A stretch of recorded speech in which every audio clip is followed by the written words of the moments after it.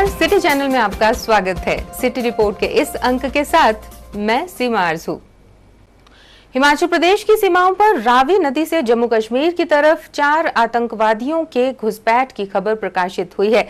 खबर का चंबा के एसपी DK चौधरी ने साफ तौर पर खंडन किया है। एसपी चंबा ने जानकारी देते हुए बताया कि ये खबर बिल्कुल झूठी है और इस तरह की कोई भी घुसपैठ चंबा या इसके आसपास के इलाकों में सामने नहीं आई है।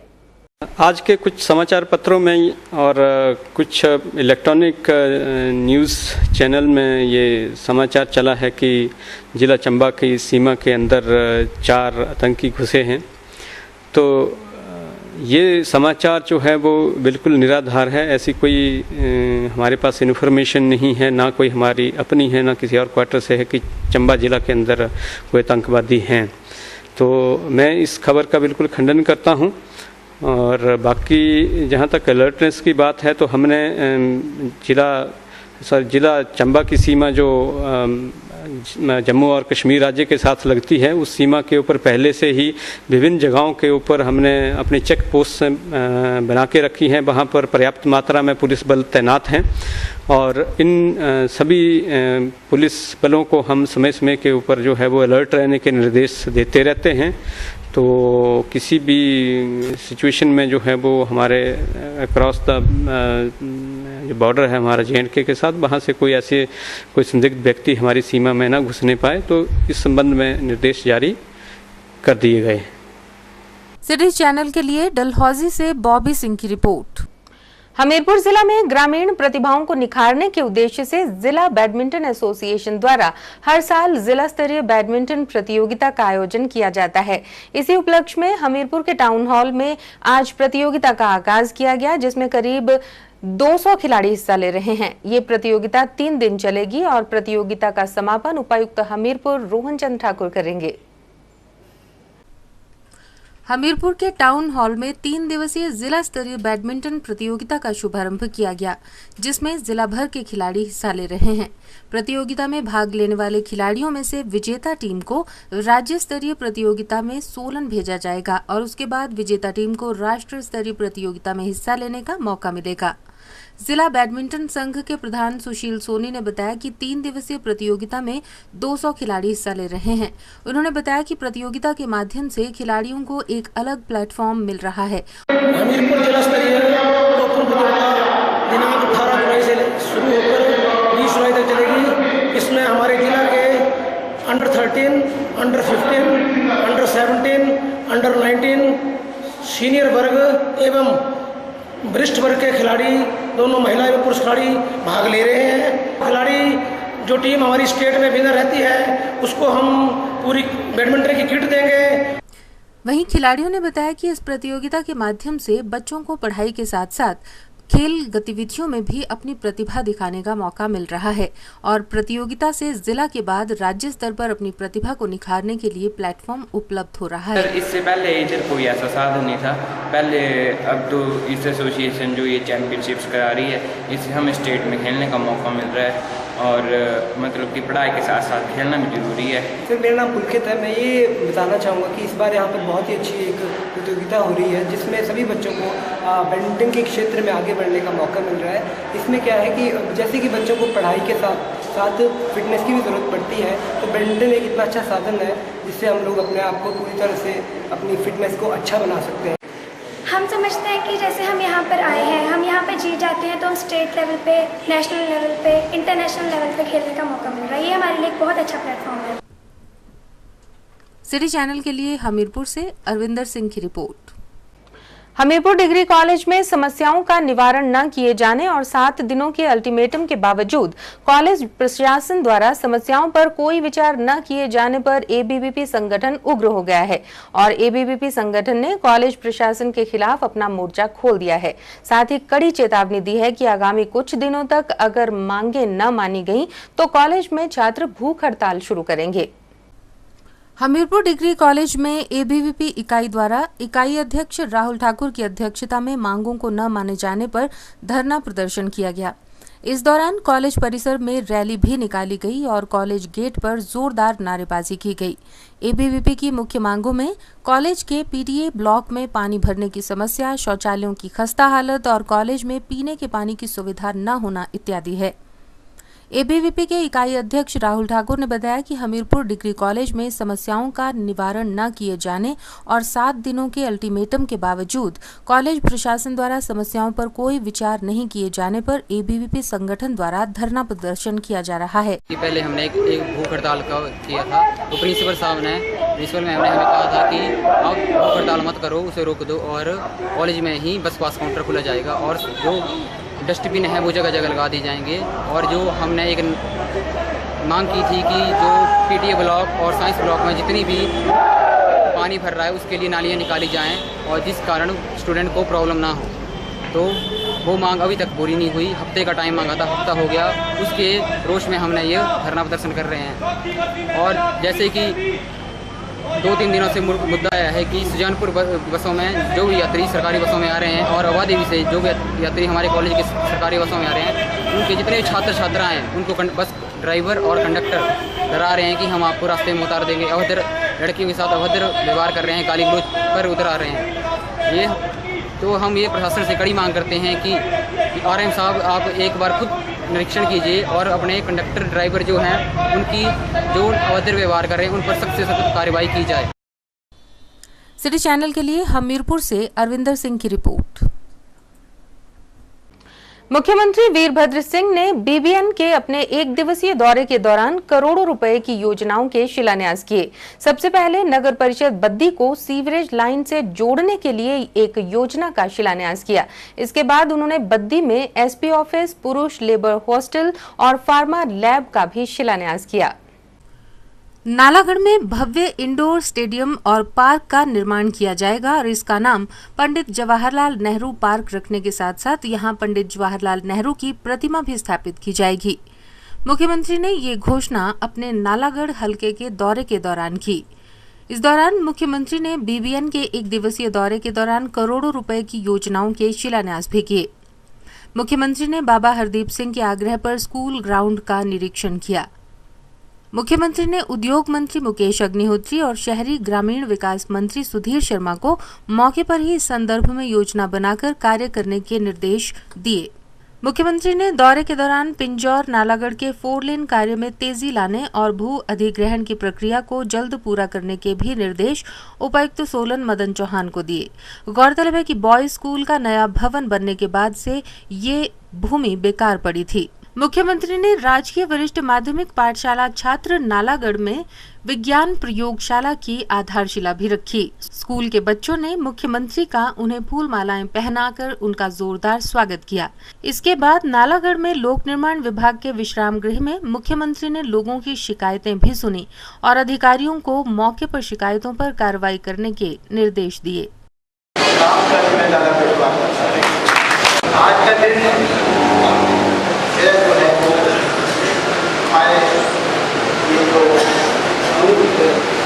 नालागढ़ और इलाका है, इसके या बद्दी का इलाका है, उनके विकास के प्रति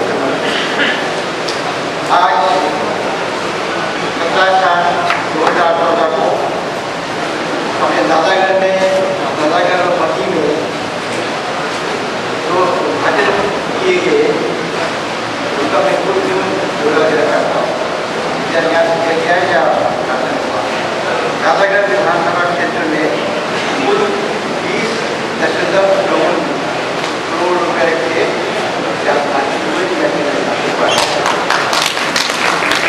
इसके से पीजी पुल का उद्घाटन किया गया तथा लेबर हॉस्टल, साइंस लेबोरेटरी और शिक्षा खंड के ऊपर एक पुल के एक और पोर्टेबल जो है वो नदी के ऊपर लगेगा और जिससे हमको नदी के ऊपर रखा जा सकता है और उसको भी और काम चालू कर दिया गया है। उसके लिए जितना खर्चा होगा सब मंजूर है, उसका टेंडर भी हो गया है और हफ्ते में नहीं 1 हफ्ते कर सिटी चैनल के लिए बद्दी से आदित्य चड्ढा की report. Rajiv Gandhi degree college Kotshera की एसएफआई इकाई ने कॉलेज में बसों की मांग को लेकर हिमाचल पथ परिवहन निगम के कार्यालय जाकर नारेबाजी की और जल्द से जल्द कॉलेज बसें लगवाने की मांग की। अपनी मांग से संबंधित एक ज्ञापन उन्होंने एचआरटीसी के जनरल मैनेजर एपी नड्डा को भी सौंपा। मीडिया से बात करते हुए कोटशिरा कॉलेज के कैंपस सेक्रेटरी कपिल शर्मा ने बताया कि नए सत्र की कक्षाएं शुरू हुए 1 महीना बीत चुका है और परिवहन द्वारा विभिन्न क्षेत्रों से कॉलेजेस के लिए बसें नहीं लगाई गई हैं। उनका कहना है कि जल्द से जल्द उन्हें बसें उपलब्ध करवाई जाएं। वहाँ पे वो सुविधा दोबारा से चालू कर दी जाए। जिंदाबाद जिंदाबाद जिंदाबाद जिंदाबाद जिंदाबाद मशोबरा से 103 कॉलेज बस लगानी होगी और किस 103 बस कॉलेज बस लगानी होगी जिंदाबाद जिंदाबाद जिंदाबाद संजौली से 103 कॉलेज बस लगानी होगी। आज एसएफआई इस मुद्दे को लेके आई थी। आप देखिए पिछले 1 महीने से कंटिन्यू कॉलेज के अंदर जो है वो क्लासेज हो रही है और अभी तक जो है वो 1 महीने से जो है वो कॉलेज बसें नहीं लगी और स्टूडेंट को बड़ी दिक्कत जो है वो कॉलेज आने में हो रही है। बरसात का टाइमिंग है और जो कॉलेज बसें लगती थी कुछ एक चलो नए रूट भी हम लोगों ने उसके अंदर जो है वो रखे हैं, पर नए रूट के लिए तो अभी इन्होंने ये बोला कि हम लोग जो है उसके अंदर बातचीत करेंगे। लेकिन अभी जो फिलहाल जो हर साल जो है वो कॉलेज बसें लगती थी जैसे संजौली, मशोबरा, घनाटी, धामी, टूटू, इन एरिया से जो कॉलेज बसें लगती थी वो अभी तक जो है वो नहीं लगी है। तो हम लोगों ने रिक्वेस्ट आज ये की है एसएफआई की तरफ से कि जल्द से जल्द जो है वो कॉलेज बसें लगाए जाएं और हमें उम्मीद है, हमें आश्वासन दिया गया कि अगले 1 या 2 दिन में जो है ये कॉलेज बसें जो है वो लग जाएगी। नहीं लगेगी तो एसएफआई आने वाले समय में जो है वो इसका घेराव करेगी और जो हम लोग जो है वो अभी चाहते हैं कि शांतिपूर्ण रूप से जो है वो कॉलेज बसें लगाई जाएं। नहीं तो एसएफआई जो है वो आने वाले समय के अंदर कड़ा इसका विरोध करेगी और एमआर का जो है वो यहाँ पे घेराव हम लोग जो है वो करेंगे एमडी का। सिटी चैनल के लिए शिमला से विक्रम कुमार के साथ सीमा आरजू की रिपोर्ट। अखिल भारतीय विद्यार्थी परिषद की ठियोग इकाई ने ठियोग में सीपीआईएम और एसएफआई के कार्यकर्ताओं द्वारा एबीवीपी के कार्यकर्ताओं पर मारपीट के आरोप लगाए हैं। इसी से संबंधित एक ज्ञापन शुक्रवार को एसपी शिमला डीडब्ल्यू नेगी को भी सौंपा गया। एबीवीपी के राष्ट्रीय कार्यकारिणी सदस्य कॉल नेगी ने बताया कि सीपीआईएम और एसएफआई की गुंडागर्दी के कारण ठियोग महाविद्यालय और शहर में हिंसा व अराजकता का माहौल बना हुआ है, जिससे आम छात्रों में भय फैल गया है। उन्होंने मांग की कि गुंडागर्दी में संलिप्त लोगों पर कार्रवाई होनी चाहिए। उसका ये होता कि यहाँ तो कोई बंदे नहीं, मैं नहीं आ सकता वहाँ पे जब उनको मारे थे उसका जल्दी ज्यादा जो लड़का नगर अध्यक्ष उसको चक्के नीचे नगर अध्यक्ष है उन पर जानलेवा हमला होता है। अच्छा। उसके 11 टाके। अखिल भारतीय विद्यार्थी परिषद आज ठियोग महाविद्यालय में पिछले 4 दिनों से जो सीपीएम और एसएफआई के गुंडा तत्वों द्वारा विद्यार्थी परिषद के कार्यकर्ताओं के साथ मारपीट हो रही है, उसको लेकर आज एसपी शिमला को हमने ज्ञापन दिया है। 15 जुलाई को विद्यार्थी परिषद के 4 कार्यकर्ता जब घरों के लिए बस स्टैंड से जा रहे थे तो अचानक एसएफआई सीपीएम के लीडर राकेश सिंघा समेत 16 से 20 कार्यकर्ता एबीपी के कार्यकर्ताओं के साथ जानलेवा हमला करते हैं, उनके साथ तलवारों और रोडों के साथ हमला करते हैं, जिसमें विद्यार्थी परिषद के पूर्व नगर अध्यक्ष विनीत वर्मा को गंभीर चोटें आती है, जिनको वहाँ पे अस्पताल में 2 दिन भर्ती किया जाता है। इसके बावजूद पुलिस प्रशासन ने विद्यार्थी परिषद के कार्यकर्ताओं पर ही गैर जमानती धाराएं लगाकर उन पर ऊपर ही झूठे केस लगाती है और जो हिंसा का वातावरण बना रहे हैं सीपीएम और एसएफआई के जो गुंडा तत्व है उन पर कोई कार्रवाई नहीं करती है। विद्यार्थी परिषद इस मामले को लेकर एसपी शिमला से मिली है और मांग की है कि जो ठियोग में हिंसा का वातावरण बना रहे हैं, जो अराजकता का वातावरण बना रहे हैं, जो आम छात्रों को डराने धमकाने का काम कर रहे हैं, उन पर कार्रवाई हो, उनको गिरफ्तार किया जाए और उन पर ठोस कार्रवाई करे। विद्यार्थी परिषद पिछले 2 साल से ठियोग महाविद्यालय में जीतती आई है और सीपीएम और एसएफआई अपने गिरते हुए स्तर को देखते हुए एक हिंसा का वातावरण के माध्यम से वहाँ पर आम छात्र समुदाय में एक डर का वातावरण बनाने का काम कर रही है। विद्यार्थी परिषद इसको हरगिज बर्दाश्त नहीं करेगी और एसएफआई और सीपीएम को बताना चाहते हैं कि विद्यार्थी परिषद ईंट का जवाब पत्थर से देगी और हिंसा का वातावरण इस तरह का ना बनाए। विद्यार्थी परिषद पुलिस प्रशासन से मांग करती है कि अगर इन पर कार्रवाई नहीं होती विद्यार्थी परिषद आने वाले समय में प्रदेशव्यापी पुलिस प्रशासन के खिलाफ आंदोलन करेगी। सिटी चैनल के लिए शिमला से विक्रम कुमार के साथ सीमा आरजू की रिपोर्ट। बरसात के शुरू होते ही लोगों को कई तरह की समस्याओं से दो चार होना पड़ता है और पहाड़ी इलाकों में सबसे ज्यादा समस्या है पुराने पेड़ों के गिरने की। बरसात के शुरू होते ही राजधानी शिमला में पुराने पेड़ गिरने के कई मामले सामने आ चुके हैं, लेकिन प्रशासन ने अभी तक इन पेड़ों को काटने के लिए कोई ठोस कदम नहीं उठाया। शुक्रवार सुबह भी विकासनगर के A5 ब्लॉक पर एक के बाद एक 3 पेड़ जा गिरे, जिससे लोगों में दहशत फैल गई। विकासनगर के A5 ब्लॉक में शुक्रवार सुबह करीब 6:15 बजे पेड़ गिरने का मामला सामने आया।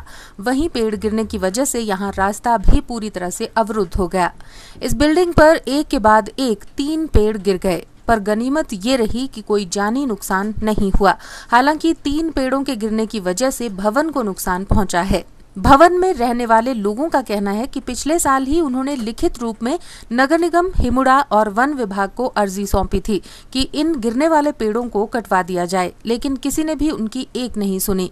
उन्होंने कहा कि अभी 2 पेड़ और गिरने के कगार पर हैं।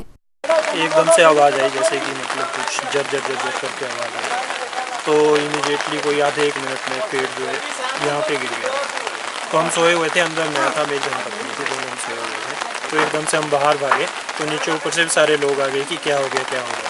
अभी तो देखा तो 2 पेड़ जो है हमारी छत के ऊपर गिरे हुए थे। उसके इमीडिएट बाद कोई 10-1 मिनट की बात है, तीसरा पेड़ भी यहाँ पे गिर गया। तो इससे मतलब बहुत ही ज़्यादा जान को खतरा बना हुआ। अभी 1-2 पेड़ और हैं जो कि गिरने के कगार पे हैं, आप देख सकते हैं पीछे। तो इस बारे में हमने पहले भी पिछली साल एक रिप्रेजेंटेशन बना के दी थी यहाँ A5 ब्लॉक के जितने भी विकासनगर के लोग, उसमें म्यूनसिपल कमेटी को भी लिखा था, वन विभाग को भी लिखा था और हिमुडा को भी लिखा था। और उसके बाद अधिकारियों ने विजिट जरूर किया, लेकिन उसके बाद कार्यवाही कोई नहीं हुई। 1 साल 6:15 बजे पहले एक पेड़ गिरा, उसके बाद 10-15 मिनट के बाद दूसरा पेड़ गिरा। थोड़ा नुकसान बिल्डिंग को कर चुका है। हमारी प्रशासन से यही अपील है कि हमने पिछले साल भी रिक्वेस्ट की थी कि ये तीनों पेड़ जो हैं डेंजर हैं और ये इनको गिराने की परमिशन दी जाए। अभी 2-3 पेड़ और हैं यहाँ पे जो कि किसी भी समय बिल्डिंग को खतरा कर सकते हैं। वन विभाग के DFO रमन कुमार ने बताया कि इसके लिए ट्री अथॉरिटी कमेटी का गठन किया गया है और उनके पास जितनी भी पेड़ों को लेकर शिकायतें आई थी उन्होंने इस कमेटी को भेज दी थी। आगे की कार्रवाई वही करती है। उन्होंने माना कि कार्रवाई होनी चाहिए थी, लेकिन ट्री अथॉरिटी कमेटी ने इस बारे में अब तक कोई मीटिंग नहीं बुलाई है। जो बेसिक समस्या इसकी है वो एक पेड़ का निदान करने से नहीं हो पाएगी। शहर में जो है पेड़ों की समस्या को हल करने के लिए एक ट्री अथॉरिटी कमेटी बनी है। उस अथॉरिटी का ये अधिकार है कि वो जो भी केसेस हैं, लोगों की एप्लीकेशंस हैं, उसको प्रोसेस करके गवर्नमेंट तक भेजे। उस ट्री अथॉरिटी कमेटी के चेयरमैन होते हैं ऑनरेबल मेयर, उसमें एक मेंबर होते हैं कमिश्नर MC, एक होते हैं DFO कंसर्न और एक होते हैं काउंसलर। तो इनके पास हमने यहाँ से कोई तकरीबन 270 एप्लीकेशन इस वक्त लोगों की प्रोसेस करके फॉरेस्ट डिपार्टमेंट ने after doing the field report and giving the recommendations we have sent it to the commissioner municipal corporation for convening the meeting of tree authority committee. We have made several request to them but somehow for the last 1 year they could not conduct even a single meeting. तो पिछली जो tree authority committee की meeting हुई थी वो 25 जून 2013 को हुई थी। तब से लेकर आज तक TAC की कोई भी मीटिंग नहीं हुई है। और यहाँ पर शिमला शहर के अंदर जो MC एक्ट 1994 लागू होता है उसके हिसाब से किसी भी पेड़ की सैंक्शन जब आती है तो ये TAC के थ्रू गवर्नमेंट तक केस जाता है और गवर्नमेंट से वो सैंक्शन वापस आती है। अभी रिसेंटली एक जो हमने देखा है कि क्योंकि मीटिंग नहीं हो रही थी तो हमने we have taken up this matter with principal secretary urban development and principal secretary forest also, और उनके यहाँ से 23 जून को डायरेक्शन दी गई थी म्यूनसिपल कॉर्पोरेशन को भी, डायरेक्टर अर्बन डेवलपमेंट को भी, कि 4 दिन के अंदर जो है मीटिंग कॉल की जाए seeing the weather conditions and all. लेकिन 23 जून से भी अब आप आइडिया लगाएं, आज 18 हो गई है, तो अभी तक तो हमें कोई ऐसा पत्राचार वहाँ से नहीं हुआ है, ना तो वो मीटिंग कॉल कर रहे हैं। इस वजह से लोगों के जो केसेस हैं जो हमने रेकमेंड करके MC तक भेजे हैं वो प्रोसेस नहीं हो पा रहे हैं। इस बारे में जब नगर निगम महापौर संजय चौहान से बात की गई तो उन्होंने कहा कि जितना भी वन क्षेत्र निगम के अधीन था वो सरकार ने अब अपने अधीन कर लिया है और अब निगम के पास ना वन है और ना ही अधिकारी, इसीलिए निगम इस मामले में हस्तक्षेप नहीं कर सकता। जो शिमला शहर का जो वन क्षेत्र पहले नगर निगम के अधीन था वो सरकार के द्वारा नगर निगम से छीन कर अपने अधीन ले लिया गया है और इसके साथ साथ जो फॉरेस्ट का डिवीज़न म्यूनिसिपल कॉरपोरेशन के अंदर था उसको भी समाप्त करके जो है जो सारे कर्मचारी और अधिकारी थे वो सरकार ने वन विभाग के अधीन ले लिए। तो अब ना तो नगर निगम के पास कोई अधिकारी है ना वन है, इसलिए हम बार बार सरकार से मांग कर रहे हैं कि जो 74वां संविधान संशोधन है उसके अंतर्गत जो है वो फॉरेस्ट का प्रबंधन और फॉरेस्ट जो है वो नगर निगम की संपत्ति और उसके अधीन होना चाहिए, परंतु सरकार जो है उस पर कोई खास गौर नहीं कर रही। और आज जिस प्रकार की घटनाएं शहर के अंदर हो रही है बरसात के कारण जो पेड़ गिर रहे हैं, स्वाभाविक तौर पे हमने कहा है ना तो हमारे पास कोई वन अधिकारी है ना कर्मचारी है, तो ऐसे में ये विजिट करना संभव नहीं है। और आपको मालूम है कि कैबिनेट की एक 3 मंत्रियों की कमेटी जो है प्रदेश की सरकार ने बनाई है। मुझे ये लगता है कि उनका अब जब सरकार ने हमसे फॉरेस्ट छीन लिया तो उनका उत्तरदायित्व है कि वो जो है इस प्रकार के केसेस को जो है शीघ्र निपटाए, ताकि शहर की जनता को जो है वो इस प्रकार की जो घटनाएं उनसे अधिक हानि ना हो और इस पर जो है सरकार को शीघ्र कार्य जो है वो। बहरहाल लोग इस कश्मकश में हैं कि आखिर शिकायत दर्ज करवाएं तो कहां करवाएं। कार्रवाई चाहे कोई भी विभाग करे, लेकिन इन मामलों में देर करना किसी बड़े हादसे को न्योता देना हो सकता है। सिटी चैनल के लिए शिमला से विक्रम कुमार के साथ सीमा आरजू की रिपोर्ट। मुख्यमंत्री वीरभद्र सिंह ने सोलन जिला के अपने दौरे के दूसरे दिन लगभग 24 करोड़ रुपए की परियोजनाओं के लोकार्पण और आधारशिलाएं रखी। उन्होंने परवाणु में 10 करोड़ रुपए की लागत से बनने वाले बहुउद्देशीय कृषि उपज प्रबंधन ब्लॉक के संवर्धन की आधारशिला रखी। मुख्यमंत्री वीरभद्र सिंह ने सोलन जिला के अपने दौरे के दौरान लगभग 24 करोड़ रुपए की परियोजनाओं के लोकार्पण और शिलान्यास किए। मुख्यमंत्री ने परवाणु में 48 लाख रुपए की लागत से निर्मित कार पार्किंग का भी लोकार्पण किया। इस पार्किंग स्थल में 70 छोटे वाहनों की पार्किंग की व्यवस्था होगी। इसके साथ साथ उन्होंने परवाणु में 32 लाख रुपए की लागत से बनने वाले सामुदायिक भवन की आधारशिला रखी। मुख्यमंत्री ने परवाणु के औद्योगिक क्षेत्र के लिए मुद्रिका बस व परवाणु से भोज नगर के लिए चलने वाली 2 बसों को हरी झंडी दिखाकर रवाना किया। उन्होंने 1 करोड़ 32 लाख रुपए की लागत से निर्मित परवाणु के कृषि उपज प्रबंधन यार्ड का लोकार्पण भी किया। मुख्यमंत्री ने राजकीय वरिष्ठ माध्यमिक पाठशाला भोजनगर में 82,37,000 रुपए की लागत से निर्मित होने वाले विज्ञान खंड की आधारशिला रखी। उन्होंने धर्मपुर में 1 करोड़ 21 लाख रुपए की लागत से निर्मित सामुदायिक स्वास्थ्य केंद्र भवन का भी लोकार्पण किया। परवाणु के उद्घाटन समारोह पर मुख्यमंत्री वीरभद्र सिंह ने कहा कि परवाणु हिमाचल का सबसे पहला औद्योगिक क्षेत्र है, इसीलिए इसके विकास के लिए विशेष योजना बनाई जाएगी ताकि परवाणु में औद्योगिक विकास के साथ साथ वाणिज्य का विकास भी हो सके। उन्होंने कहा कि किसानों की बेमौसमी फल और सब्जियों की पैदावार करने से आर्थिकी मजबूत हो सकती है, इसलिए इस पर अधिक बल देने की जरूरत है। विकास को आगे बढ़ाने के लिए बहुत अहम कार्यक्रम जो है आज शुरू किए। आप जानते हैं अभी यहाँ पर जो है कुछ पीने के पानी है उनको संवर्धन करने के लिए, डॉक्यूमेंटेशन करने के लिए लगभग 7 करोड़ रुपए की योजना जो है उसका मैंने शुभारम्भ किया है। और इससे पानी की मात्रा है वो ज़्यादा बढ़ेगी और ज़्यादा लोगों को उससे फायदा पहुँचेगा। यहाँ के लोग ये मांग रही है कि यहाँ जो पानी मिलता है वो आईसीएच के जो पानी जो अन्य नगरों में मिलता है उससे ज़्यादा महंगा मिलता है। मैं ये कहना चाहूँगा कि अब आइंदा जो है आपका पानी उसी रेट पर होगा जिस रेट पर आईसीएच के। मैं चाहता हूँ कि परवाणु को न केवल औद्योगिक बल्कि तजारत के लिए भी कमर्शियल सेंटर के रूप में भी इसको विकसित किया जाए और इसके नए सेक्टर जो है इसके बनाया जाए ताकि यहाँ के लोगों को ये नगर जो है फले फूले तरक्की करे और आर्थिक दृष्टि से यहाँ के रहने वाले लोग और ये मजबूत बने और आगे की आर्थिकी को भी इससे फायदा। हिमाचल के प्रवेश द्वार परवाणु में रेहड़ी फड़ी वालों के लिए स्थान को चयनित कर स्थानांतरित किया जाएगा ताकि प्रदेश के प्रवेश द्वार को सुंदर और आकर्षक बनाया जा सके, जिसके चलते हिमाचल में पर्यटन को भी काफी बढ़ावा मिलेगा और साथ ही रोजगार के भी कई साधन उभरेंगे।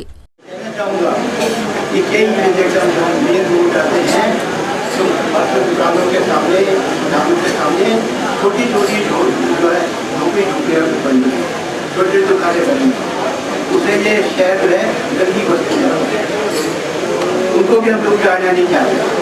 कई सालों से बैठे हुए बिजनेस करें, उनके लिए अलग से मार्केट है या ताकि उनको यहाँ पर काफ़ी है साथ में रूप में उनको कोई तकलीफ होती है, उनको अच्छी तरह से ताकि वो अच्छी तरह से व्यवहार। मुख्यमंत्री के दौरे के दौरान लोगों ने गर्मजोशी के साथ उनका स्वागत किया। इस मौके पर सिंचाई एवं जन स्वास्थ्य मंत्री विद्या स्टोक्स, कृषि एवं ऊर्जा मंत्री सुजान सिंह पठानिया, उद्योग मंत्री मुकेश अग्निहोत्री, शहरी विकास मंत्री सुधीर शर्मा, सामाजिक न्याय एवं अधिकारिता मंत्री कर्नल धनीराम शांडिल सहित अन्य गणमान्य व्यक्ति भी उपस्थित थे। सिटी चैनल के लिए सोलन से दयाराम कश्यप के साथ सोम मेहता की रिपोर्ट। काफी दिनों से बारिश का इंतजार कर रहे लोगों की मुराद आखिर पूरी हो ही गई। पिछले 24 घंटों से राजधानी समेत पूरे प्रदेश में मॉनसून पूरी तरह से सक्रिय है। मौसम विभाग द्वारा प्राप्त जानकारी के अनुसार आगामी 24 घंटों में भी झमाझम बारिश के संकेत मिले हैं। वहीं हिमाचल के अधिकांश इलाकों में बारिश के चलते तापमान में भी गिरावट दर्ज की गई है। काफी दिनों के सूखे के बाद आखिर पूरे प्रदेश में झमाझम बारिश शुरू हो गई है और प्रदेश भर में मॉनसून पूरी तरह से सक्रिय होने लगा है। प्रदेश के अधिकतर इलाकों में तापमान में 4 से 5 डिग्री सेल्सियस की गिरावट दर्ज की गई है और आने वाले 24 घंटों में ये बारिश जारी रहेगी। बीते 24 घंटों के दौरान प्रदेश के मैदानी और मध्य ऊंचाई वाले क्षेत्रों में जमकर बारिश हुई। राजधानी शिमला की अगर बात करें तो पिछले 24 घंटों के दौरान हुई बारिश से सूखे व गर्मी से काफी राहत मिली है और तापमान में गिरावट भी दर्ज की गई है, जिससे स्थानीय लोगों और पर्यटकों ने राहत की सांस ली। मौसम विभाग के अनुसार समूचे प्रदेश में बारिश होने से तापमान में गिरावट दर्ज की गई है और लोगों को गर्मी से काफी राहत मिली है। सिटी चैनल से बात करते हुए मौसम विभाग के निदेशक मनमोहन सिंह ने बताया कि पिछले 24 घंटों में काफी अच्छी बारिश हुई है और आगामी 24 घंटों के दौरान भी बारिश होने की संभावना है। जो मानसून है पिछले कुछ एक दिन से जो दोबारा से एक्टिव हुआ है और हिमाचल प्रदेश में अच्छी बारिश हो रही है और कुछ एक इलाकों में भारी वर्षा भी हुई है। और अभी जो जैसे पहले बहुत कम बारिश थी, जो परसेंटेज थी वो 40% कम चल रही थी, लेकिन अभी काफ़ी इम्प्रूवमेंट हो गई है, अभी 30% कम चल रही है। और जो 6 डिस्ट्रिक्ट्स हैं वो लगभग उनमें सामान्य बारिश चल रही है। जो सबसे कम बारिश है वो लाहौल स्पीति में चल रही है और दूसरा जो डिस्ट्रिक्ट नंबर पे आता है वो किन्नौर है। लाहौल स्पीति, किन्नौर और चंबा जो 3 डिस्ट्रिक्ट है मेन, जिसमें कम बारिश चल रही है। बाकी जो डिस्ट्रिक्ट्स हैं उसमें लगभग जो बारिश की काफ़ी जो इम्प्रूवमेंट हुई है। और ये जो मौसम है ये अगले 24 घंटों तक रहेगा। आज शाम से जो मौसम में काफ़ी तब्दीली आएगी, बारिश जो है वो बहुत कम रहेगी और आने वाले दिनों में 19 तारीख से लेकर 22 तारीख तक जो बारिश है वो बहुत कम होगी, आइसोलेटेड प्लेसेस पे ही होगी। और उसके बाद 23 तारीख से जो दोबारा से जो मानसून है वो एक्टिव हो सकता है और दोबारा से बारिश होगी। सिटी चैनल के लिए शिमला से राजेंद्र काली के साथ सीमा आरजू की रिपोर्ट। मुख्यमंत्री के गृह क्षेत्र में संपर्क सड़कों की हालत खस्ता हाल है। तंग सड़कों पर हमेशा वाहन दुर्घटना का खतरा बना रहता है। लोगों ने सड़कों की दशा सुधारने के लिए सरकार से मांग की है। खस्ता हाल सड़कों के चलते प्रशासन, परिवहन निगम ने बसें भेजना तक बंद कर दिया है, जिससे आम जनता को खासी परेशानी का सामना करना पड़ रहा है। लोगों का कहना है कि बस योग्य सड़क न होने पर भी सड़क पास कर लोगों को बेवकूफ बनाया जा रहा है। रामपुर और इसके आसपास के ग्रामीण इलाकों की संपर्क सड़कों की दुर्दशा से लोग काफी परेशान हैं। राजनीतिक लाभ लेने के लिए तय मापदंड पूरा किए बगैर ही सड़कों को पास कर बसों की आवाजाही यहां शुरू कर दी जाती है। इससे भारी वाहनों का इन सड़कों पर चलना खतरे से खाली नहीं है। खासकर सवारियों से भरी बसों का गुजरना मौत को दावत देने के समान है। सड़कों की खराब हालत और टैग न होने के कारण परिवहन निगम ने आज 3 रूटों पर बसें न भेजने का निर्णय लिया। रामपुर के समीप आज बेसड़ी गांव के पास एक बस दुर्घटनाग्रस्त होते होते बची। मार्ग तंग होने के कारण बस के टायर सड़क से बाहर हो गए, जबकि इस सड़क का निर्माण 1996 में ही हुआ है। स्थानीय लोगों ने बताया कि सड़क को ठीक करने के लिए कई बार सरकार और विभाग से निवेदन किया गया, लेकिन कोई सुनवाई नहीं हुई। उन्होंने बताया कि इस सड़क पर कई बार हादसे हो चुके हैं। लोगों का कहना है कि बस योग्य सड़क न होने पर भी सड़क पास कर लोगों को बेवकूफ बनाया जा रहा है। मेरा नाम प्रभाष शर्मा है, गांव बेसली। हमारा गांव रामपुर से 15 किलोमीटर दूर है। तो आज बस का जो एक टायर है वो सड़क से बाहर हो गया था गड्ढों के कारण, और यहाँ पे सारी कीचड़ है। आज हमारे को अपना कॉलेज एब्सेंट करना पड़ा इस दुर्घटना के कारण। ऐसे हादसे आज से पहले भी बहुत बार हो चुके हैं। तो हमारी सरकार से दरख्वास्त है कि इस रोड को ठीक करे, सिर्फ 2 किलोमीटर ही आगे। मैं यशवंत शर्मा ग्राम बेसड़ी से बोल रहा हूँ सर, वो एक्स वाइस प्रधान रहा हूँ सर। ये 96 में रोड निकला है, जबकि ये सड़क अब सड़क नहीं है, सड़क में गड्ढे नहीं है बल्कि गड्ढों में सड़क हो गई है। राजा साहब के नज़दीक का गाँव है, राजा साहब के सड़क के नज़दीक का रोड है, पर अगर इसमें ही ऐसी हालात है तो दूसरे हिमाचल के लोगों को हम क्या कह सकते हैं। कोई 12-13 किलोमीटर रामपुर से इसकी दूरी है। कृपा करके इसमें विभाग ना कुछ अगर कुछ भी नहीं कर सकते, अगर इनके पास इसके लिए कोई पैसा नहीं है, बजट नहीं है, पत्थर हमारे पास है, गटका तो बिछा सकते हैं। यहीं नजदीक में पत्थर अपनी गाड़ी भेजकर लोग अपना पैदल आना जाना, जो जिस तरह पुरानी संस्कृतियों में हम पालगियों में या चारपाई पर मरीजों को ढोया करते थे, उसी तरह हम दोबारा ढो सकते हैं। तो हमें इस ऐसी सरकार से, ऐसे कार्यक्रमों से, ऐसे से जिससे कि गाँव वालों का जीना रिस्क में रहना पड़े। निकल गया जी। और रोड की ये हाल है, जब गाड़ी आती तो गाड़ी बाहर जाती है, और यहाँ पर कोई हिमायत नहीं यहाँ की इस गांव की। ये पता नहीं हम कुछ ना समझा या कि पाकिस्तान समझा।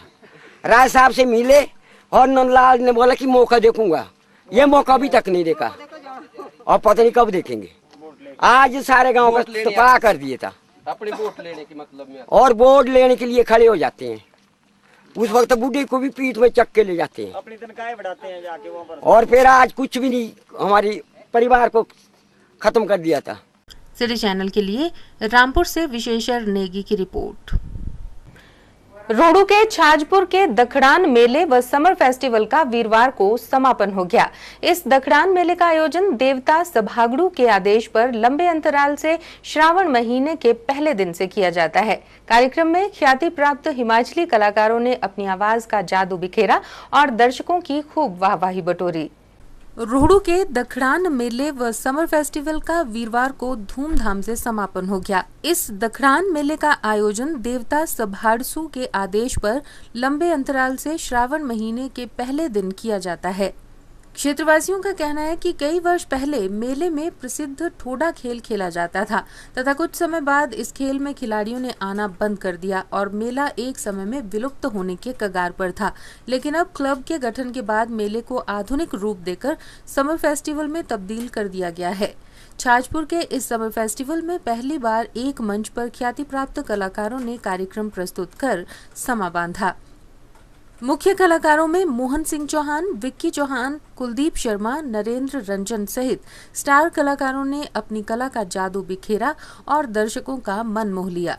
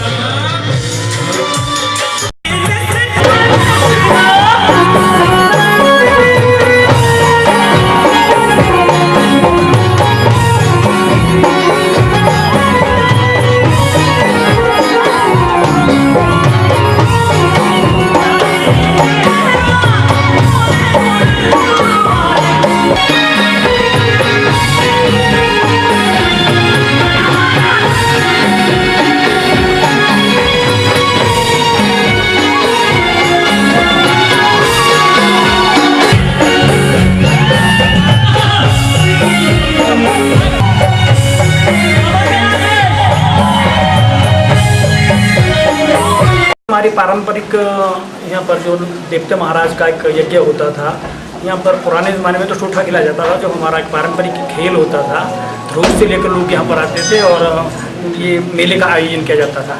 तो धीरे धीरे नए युग के साथ लोग बदलते गए और हम लोगों ने इसका एक नए तरीके से एक आयोजन किया, जो हमारी कमेटी बनी है। हम लोगों ने इसे समर फेस्टिवल के रूप में इसको बदला है और ये फेस्टिवल आज बहुत ही मशहूर हो गया है। देखिए जो ये देवता महाराज का मेला है, दबलान समर फेस्टिवल छाजपुर के नाम से जो चल रहा है, ये पिछले 14 साल से लगातार चल रहा है। और हमारी ये कोशिश है कि जिस तरह से हमने इसके लेवल को, इसके स्तर को हमने बढ़ाया है और आने वाले टाइम में भी इसको हम और आगे लेते रहेंगे। और इसका सबसे बड़ा जो इसको इस मुकाम पे ले जाने में जो सबसे बड़ा हाथ है और सहयोग है, यहाँ के बुजुर्गों का है, यहाँ के सब नौजवानों का है। सिटी चैनल के लिए रोहडू से रविंदर ठाकुर की रिपोर्ट। हिमाचल प्रदेश भवन एवं सड़क निर्माण मजदूर यूनियन की राज्य कमेटी के आह्वान पर पूरे देश में निर्माण मजदूरों की मांगों को लेकर धरने प्रदर्शन आयोजित किए गए। यूनियन ने मांग की है कि सभी निर्माण मजदूरों को राष्ट्रीय स्वास्थ्य बीमा योजना के दायरे में लाया जाए और हिमाचल प्रदेश श्रमिक कल्याण बोर्ड में मजदूरों के पंजीकरण की प्रक्रिया को सरल बनाया जाए। हिमाचल प्रदेश भवन एवं सड़क निर्माण मजदूर यूनियन के राज्य उपाध्यक्ष बचन सिंह नेगी ने कहा कि अगर प्रशासन ने अपना मजदूर विरोधी रवैया न छोड़ा तो यूनियन उग्र आंदोलन पर उतर आएगी। जिंदाबाद जिंदाबाद जिंदाबाद, निर्माण मजदूर एकता जिंदाबाद जिंदाबाद जिंदाबाद, उनको सरल बनाना होगा। जो पूरा हमारा जो निर्माण की मीटिंग हुई थी पीछे, उसमें ये हमने तय किया था कि हम 18 तारीख को पूरे प्रदेश में जो है इसका धरने प्रदर्शन करेंगे, ये जो राष्ट्रीय स्वास्थ्य बीमा के लिए, ताकि इनके राष्ट्रीय स्वास्थ्य बीमा के इनके कार्ड बने और उस योजना में इनको लाया जाए। और दूसरा जो पंजीकृत का कल्याण बोर्ड का, इसमें बड़ी भारी दिक्कतें आ रही है और हम बहुत ज़्यादा इसमें मतलब कि शुरू से परेशान किया जा रहा है हमारे को। जब भी हम वहाँ जाते हैं तो तरह तरह के नए तरीके, और अनपढ़ मजदूर है, सबसे पहले अनपढ़ मजदूर है और वो किस तरह से इतनी बड़ी शर्तें पूरी करेगा। और जब भी वहाँ पे जाते हैं नए नए तरीके वहाँ पे लाए जाते हैं कि भाई इस तरीके से भरो। और मैं ये कहता हूँ कि पहले हमारे अभी तक थोड़े से मजदूर उसमें हो पाए हैं और बाकी उसमें जो हमने पीछे दिए थे, पहले एक आदमी को हम 10 रुपये देते थे 3 साल का, उसकी रसीद मिलती थी हमारे को। लेकिन अब क्या सिस्टम है, पीछे हमारे को नए लेबर अफसर आए, कहते उन्होंने कहा ड्राफ्ट बना के भेजो, ड्राफ्ट बना के भेजे। वो ड्राफ्ट की आज डेटें भी खत्म है, लेकिन वो पंजीकृत वो लोग जो आज तक नहीं हुए हैं, और वो हमारे को सारी फाइलें वापस दी गई कि इसको नए सिरे से फिर आप ठीक करके लाओ कि यूनियन का सर्टिफिकेट इसमें लगाया जाए। मतलब हर बार जो है तरह तरह की इसमें अटकलें लगाई जाती हैं। हम ये सरकार से ये कहना चाहते हैं कि इस जो समस्या है इसको सरल किया जाए। मजदूर को ये जो बेनिफिट का जो मजदूरों के लिए बना है, इसको बेनिफिट जो है वो सही ढंग से उसको पंजीकृत किया जाए और उसको सही ढंग से बेनिफिट दिए जाए। सिटी चैनल के लिए शिमला से राजेंद्र काली के साथ सीमा आरजू की रिपोर्ट। चंबा जिला के सीमावर्ती क्षेत्रों में आतंकवादियों की गतिविधियों के संबंध में सीआरपीएफ द्वारा मिली सूचना के बाद हिमाचल पुलिस ने अपनी गश्त बढ़ा दी है। शिमला में पत्रकारों से बात करते हुए प्रदेश पुलिस महानिदेशक संजय कुमार ने कहा कि हालांकि हिमाचल प्रदेश की सीमा में आतंकवादियों की घुसपैठ की कोई पुख्ता सूचना नहीं है, लेकिन एहतियात के तौर पर सभी सुरक्षा प्रबंध मजबूत बना लिए गए हैं और सीमावर्ती इलाकों में अधिक चौकसी बरती जा रही है। चंबा जिला के सीमावर्ती क्षेत्रों में आतंकवादियों की गतिविधियों के संबंध में सीआरपीएफ द्वारा मिली सूचना के बाद हिमाचल पुलिस ने भी अपनी गश्त बढ़ा दी है। प्रदेश पुलिस महानिदेशक संजय कुमार ने शिमला में एक प्रेस वार्ता में बताया कि जम्मू कश्मीर से सीआरपीएफ की ओर से चंबा व कांगड़ा जिला की सीमाओं पर 4 आतंकवादियों की चहल पहल की सूचना मिली थी, जिसके मद्देनजर सीमावर्ती इलाकों में चौकसी बरती जा रही है और अधिक संख्या में पुलिस जवान तैनात किए गए हैं। पुलिस महानिदेशक ने कहा कि जम्मू कश्मीर के साथ लगने वाली सीमाओं पर 27 जगहों पर सीसीटीवी कैमरे लगाए जाएंगे। हालांकि उनका ये भी कहना था कि हिमाचल प्रदेश की सीमा में आतंकवादियों के घुसने की कोई सूचना नहीं है। उन्होंने कहा कि प्रदेश के सभी बांधों पर भी सुरक्षा व्यवस्था बढ़ा दी गई है। एक अन्य प्रश्न के उत्तर में पुलिस महानिदेशक संजय कुमार का कहना था कि राज्य में महिलाओं की सुरक्षा के लिए शिमला और धर्मशाला में 2 महिला पुलिस थाने खोले जाएंगे। इसके अलावा उन्होंने ये भी कहा कि मंदिरों की सुरक्षा के भी उचित प्रबंध किए जा रहे हैं। 4 जो अतिवादी हैं या आतंकवादी हैं, उनका मूवमेंट पाया गया है जो रावी रिवर की ओर देखे जा सकते हैं। तो उसके ऊपर कार्रवाई करते हुए उस जो हमारे बॉर्डर एरिया है उसमें पेट्रोलिंग बढ़ा दी गई है, उसमें चौकसी बढ़ा दी गई है। जो रास्ते हैं उनको प्लग कर दिया गया है, रास्तों पर भी चौकसी जारी है और एहतियात बरतने के सारे उपाय किए जा रहे हैं। नहीं, अभी कोई इन्फिल्ट्रेशन की सूचना नहीं है।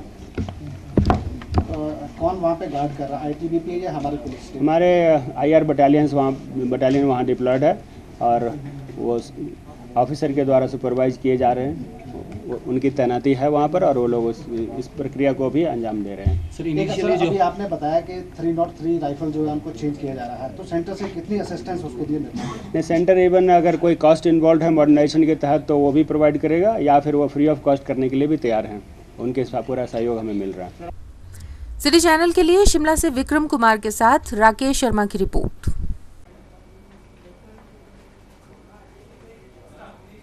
सिटी रिपोर्ट के इस अंक में फिलहाल इतना ही। प्रदेश भर की ताजा तरीन जानकारी के लिए देखते रहिए सिटी चैनल। नमस्कार।